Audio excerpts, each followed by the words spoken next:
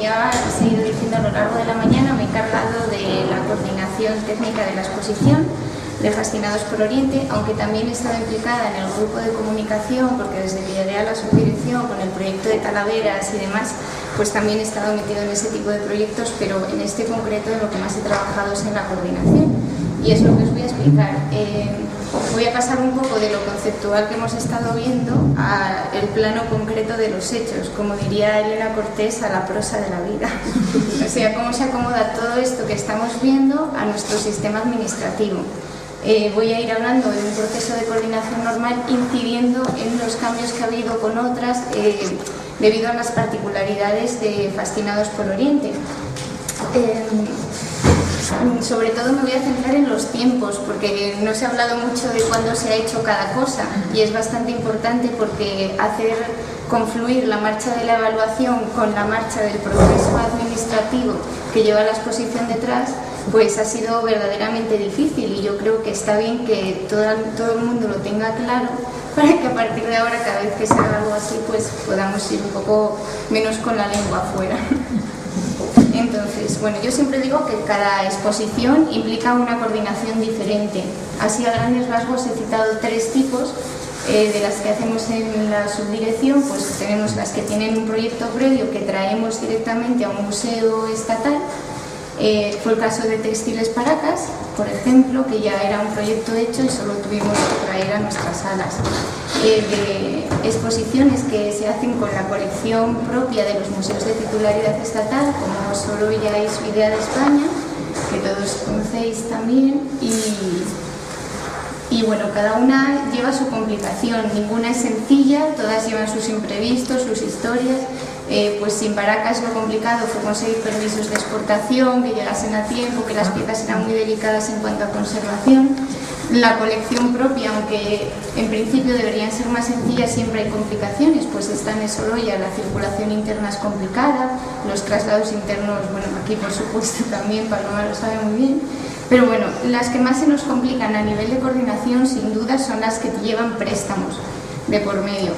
Es el caso de Fascinados por Oriente. En Fascinados por Oriente, aparte del asunto de los préstamos, que ya de base implica más contrataciones de las habituales, porque pues el transporte y el seguro viene cuando vienen piezas de fuera, por ejemplo. Pues aparte teníamos la historia de hacer coincidir las evaluaciones con el proceso que íbamos siguiendo, ¿no? Entonces, aparte llevamos el proyecto de conservación a la par, y bueno, en principio se presentaba complicadita, y la verdad que lo fue, porque había bastantes grupos, como habéis estado viendo, de trabajo, y cada uno iba trabajando por su parte, y a mí me tocaba recopilar la información que yo necesitaba para seguir mi propio proceso administrativo, que igual no es el más divertido, pero también hay que llevarlo al día. Entonces, bueno, voy a seguir las etapas que marca nuestro manual de exposiciones, que se publicó en el 2006. Quizá necesita alguna revisión, pero yo considero que esta división en 3 momentos es muy acertada. Entonces vamos a ir revisando qué es lo que hay que hacer a nivel de coordinación en cada una de ellas. Sobre todo, la etapa más extensa en cuanto a coordinación es la de preparación. Es la que más tiempo lleva, y ahora os voy a ir diciendo cuánto duró. La preparación, bueno, es un trabajo de oficina, ya sabéis que estamos en el ministerio, aunque en este caso íbamos y veníamos bastante, por la cercanía también. Entonces nos vamos a ir haciendo como una serie de preguntas para ir solucionando dudas que yo creo que son importantes. ¿Cuándo recibe el proyecto el coordinador? Pues lo recibe después de que haya pasado el estudio de viabilidad cultural. Ya se ha comentado esta mañana que se aceptó en la subdirección, porque aparte de ser acorde con el propio proyecto del museo, iba muy acorde con las líneas que se estaban tratando de llevar desde el ministerio en ese momento. Y por otro lado, cuando ha pasado el estudio de viabilidad económica, este es complejo también. Se trata de comparar los recursos necesarios y los disponibles, y decir, hasta aquí podemos llegar con esto no lo vamos a poder hacer y demás. Cuando esto ha pasado estas 2 pruebas, el proyecto llega al coordinador. Esto suele ser más o menos entre 1 año y 6 meses antes de la inauguración. En el caso de Fascinados por Oriente, yo he estado buscando ahí documentación de cuándo me llegó y fue 1 año y 6 meses de antelación con respecto a la inauguración. Entonces comenzó el trabajo, como si dijésemos, de coordinación, pues que, como se ha venido diciendo también, pues consiste por un lado en dirigir a los diferentes equipos y claro, pues ya veis que son bastantes y tal, en vigilar que el mensaje es positivo, vaya al ritmo que tiene que ir el paso del científico al divulgativo, que a mí me vaya dando la información que necesito cuando se va pasando de uno a otro, que desprenda la información necesaria para continuar con los cauces administrativos. Y por otro lado, la labor más importante de un coordinador es velar por los plazos, tener lo que todo el mundo necesita en el momento concreto. Esto es complicado y hace que parezcamos pesadísimos. ¿Qué necesita un coordinador para comenzar su trabajo? Pues necesita un proyecto expositivo y un listado de piezas. El proyecto expositivo es el guión que nos va a llevar a lo largo de toda la coordinación, en que nos tenemos que basar, que está establecido, que no. El listado de piezas, por supuesto, es más importante todavía. Tenerlo cerrado desde el primer momento es el ideal para cualquier coordinador. Claro, aquí ya podéis suponer que el listado de piezas variaba bastante a menudo. Entonces, bueno, he puesto aquí el bien y el mal porque es eso. Cuanto más cerrados estén estos dos elementos, más cómodo para el coordinador. O sea, en este sentido, quizá este modelo es más incómodo, a la par que yo lo considero el adecuado, no es que lo esté criticando, sino que en realidad, pues eso, es más complejo al nivel de coordinación, vaya. ¿Para qué lo necesita? Pues para comenzar con la contratación administrativa. Lo primero que se contrata es el diseño inicial y aquí pues ya entró a trabajar Miguel Ángel. Empezó con los estudios de recorridos, con cómo se podría distribuir lo que tenían elaborado en el mensaje científico que estaba en su transición a lo divulgativo y demás en el museo y demás. Y por otro lado, para que el coordinador pueda comenzar con la tarea que más tiempo le lleva, que es precisamente la gestión de préstamos. La gestión de préstamos siempre es complicada porque bueno, sobre todo, aunque en este proyecto la mayoría, el grueso de las piezas eran del propio Museo Nacional de Artes Decorativas, pero sí es verdad que aunque los préstamos en número de piezas no son muy numerosos, sí eran muy numerosos en cuanto a prestadores. En este caso teníamos 20 prestadores, que no quiere decir ni siquiera que solo vamos a tener 20 prestadores como interlocutores, sino que habrá que tener en cuenta que hay piezas depositadas de otros lugares, ¿qué tal? Entonces vas a ver, yo me junté con un mogollón de amigos, igual 40, que tenían relación con los préstamos. Es importantísimo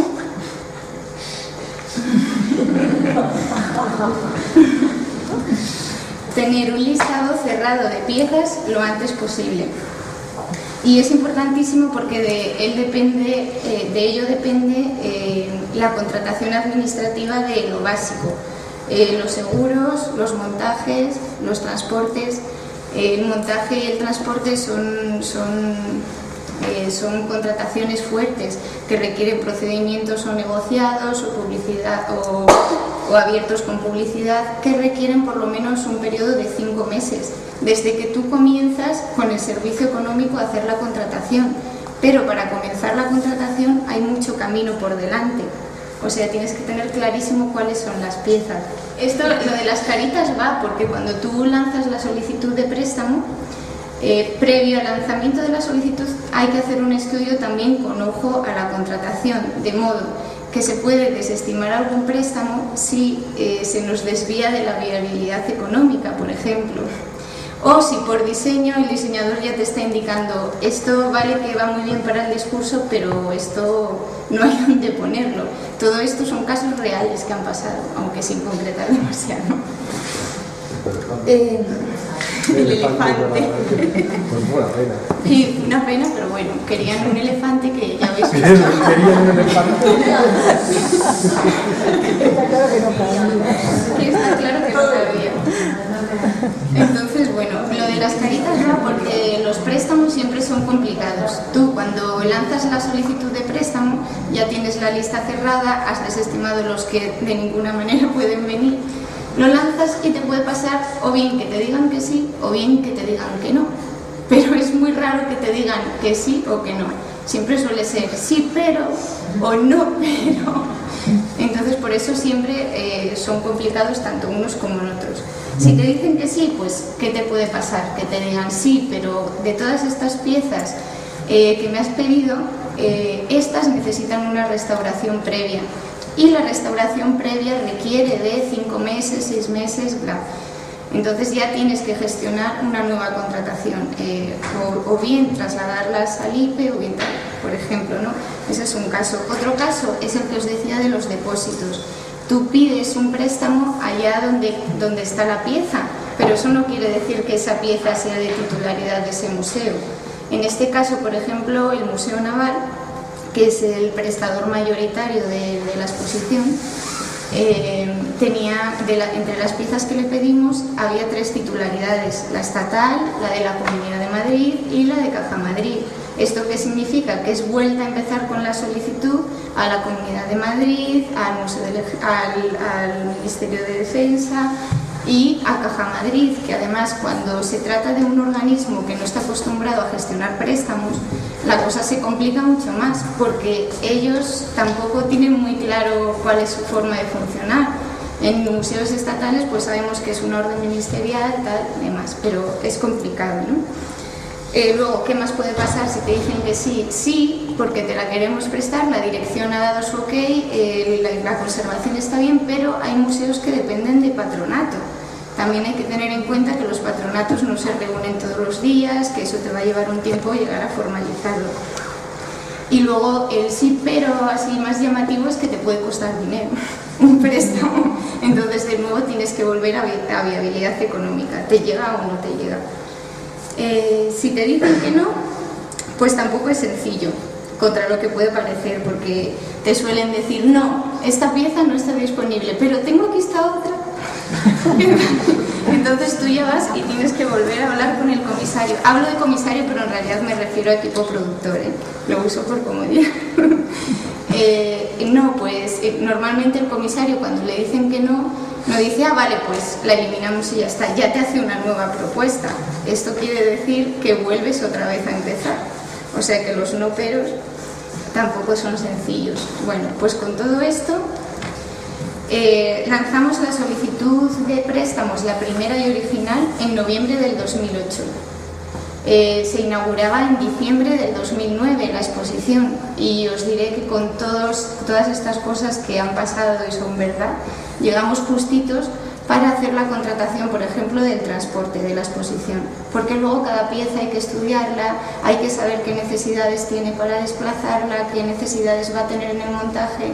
O sea, que cuanto antes empiece con los préstamos, aunque parezca exagerado cuando lanzas, no, es que tiene que estar ya, aunque quede un año, es mejor andar con tiempo, vaya.